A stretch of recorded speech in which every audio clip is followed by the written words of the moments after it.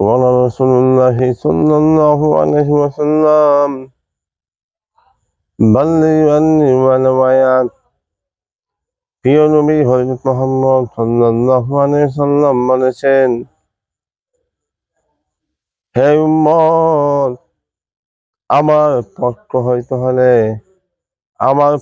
হতে তোমরা অবশ্যই একটি আয়াত হলে পৌঁছাও, একটি বাণী হলে পৌঁছাও।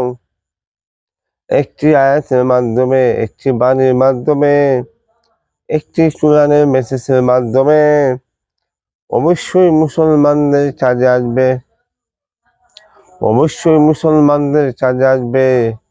নবীজি আবার বলেছেন, খায়রুকুম মান তাআল্লামাল কুরআন ওয়া আল্লামা।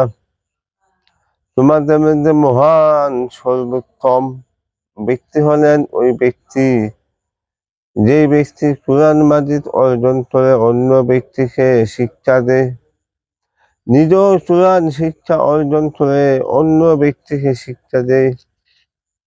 এই জন্য নবীজি বলেছেন, বাল্লিগু আন্নি ওয়ালাউ আয়াত, আমার পক্ষ হতে একটি বাণী বা আয়াত পৌঁছাও। আয়াত মানে আল্লাহ তাআলার কোরআনের মেসেজ। কোরআনের মেসেজ থেকে বহুত বেঈমানদার সঠিক পথে আসবে, বহুত বেঈমানদার নামদারি মুসলমান আল্লাহর পথে আসবে।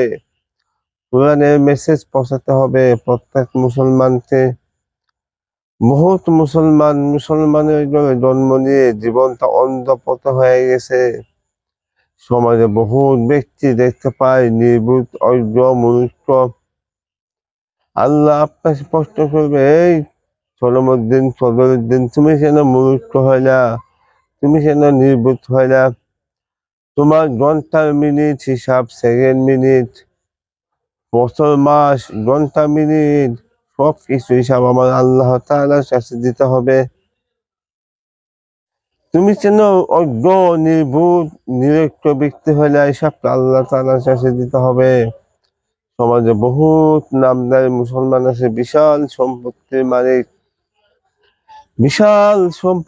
মালিক, কিন্তু ছেলেটি নির্বোধ, ছেলে সন্তান নির্বোধ, অজ্ঞ, মূর্খ, যার কারণে ধর্মীয় শিক্ষা নেই, কোরআনের শিক্ষা নাই, কোরআনের মেসেজটুকু তাদের জানা নাই।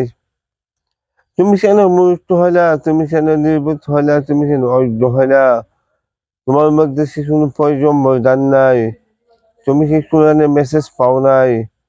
তুমি কি পয়গম্বরের মেসেজ পাও নাই? এই জন্য নবীজি বলেছেন, আমার পক্ষ হতে হলে আয়াত পৌঁছাও, আয়াত পৌঁছাও, একটি বাণী হলে পৌঁছাও। অবশ্যই ওই বাণীটি, ওই আয়াতের মাধ্যমে মুসলমানদের হেদায়েত আসবে। যারা নির্বুধ, অজ্ঞ, মূর্খ ছিল তারা এক পর্যায়ে কোরআন শিখবে, কোরআন বুঝবে। আল্লাহ তাআলা বলছেন যে আমি কোরআনকে সহজ করে দিয়েছি। সূরা আল কামারের মধ্যে বলছেন, এবং এমন কোন ব্যক্তি আসেনি, কোরআন শিখতে হবে। এতে প্রত্যেক মুসলমান বুঝতে হবে, শিখতে হবে।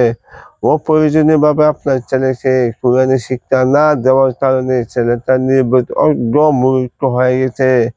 আজকে আমরা দেখতে পাই বহুত আজের মানুষ যারা বর্তমানে 40 বছর 50 বছর হয়ে গেছে, বেশি অংশ মানুষ নির্বোধ, মূর্খ, কোরআন শিক্ষা অর্জন করে নাই, জেনারেল শিক্ষা অর্জনও করে নাই। এতে বুঝতে হবে